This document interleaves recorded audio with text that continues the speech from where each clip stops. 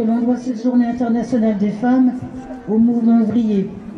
C'est Clara Zetkin, une dirigeante du Parti socialiste allemand, qui a proposé à la deuxième internationale, à son congrès de 1910, d'organiser à l'échelle de tous les pays une journée internationale de lutte pour l'émancipation des femmes.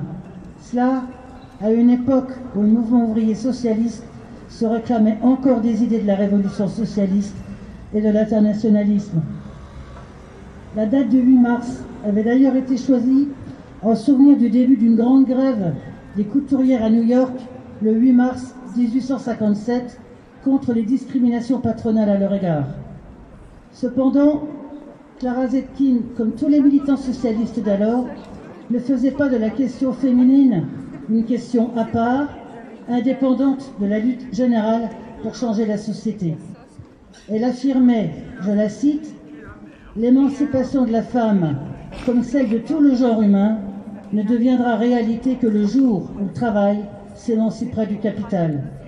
C'est seulement dans la société socialiste que les femmes, comme tous les travailleurs, accéderont à la pleine possession de leurs droits. » Voilà quelle était la conception de ce qui a initié cette journée du 8 mars, et c'est encore notre conception à nous, à Lutte ouvrière. Je rappelle aussi que le 8 mars 1917, c'est précisément la manifestation des ouvrières de Petrograd lors de la journée internationale des femmes qui a ouvert la voie à la révolution russe, qui a abattu le tsarisme et abouti, 8 mois plus tard, à la prise du pouvoir par les travailleurs organisés dans les soviets. Aujourd'hui, plus d'un siècle après, la société capitaliste est toujours là, elle entretient toujours les inégalités et les discriminations.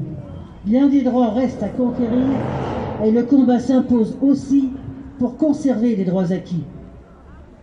La crise sanitaire a révélé bien des aspects de la surexploitation des femmes.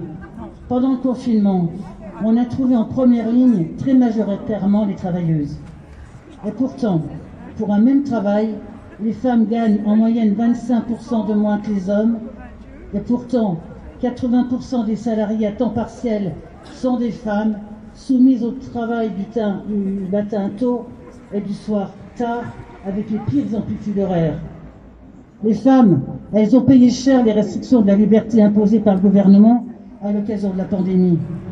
Ce sont elles, et tout particulièrement les travailleuses des familles populaires, qui doivent jongler avec les courses, la préparation des repas, le télétravail ou les horaires variables, les enfants à la maison, le tout dans des logements beaucoup trop petits et des revenus beaucoup trop bas.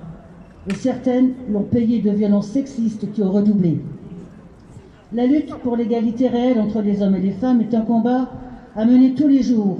Mais il faut savoir que ce ne sera jamais terminé tant qu'on vivra dans un système économique qui repose sur l'exploitation et qui, pour se maintenir, entretient en permanence les discriminations et la lutte de tous contre tous.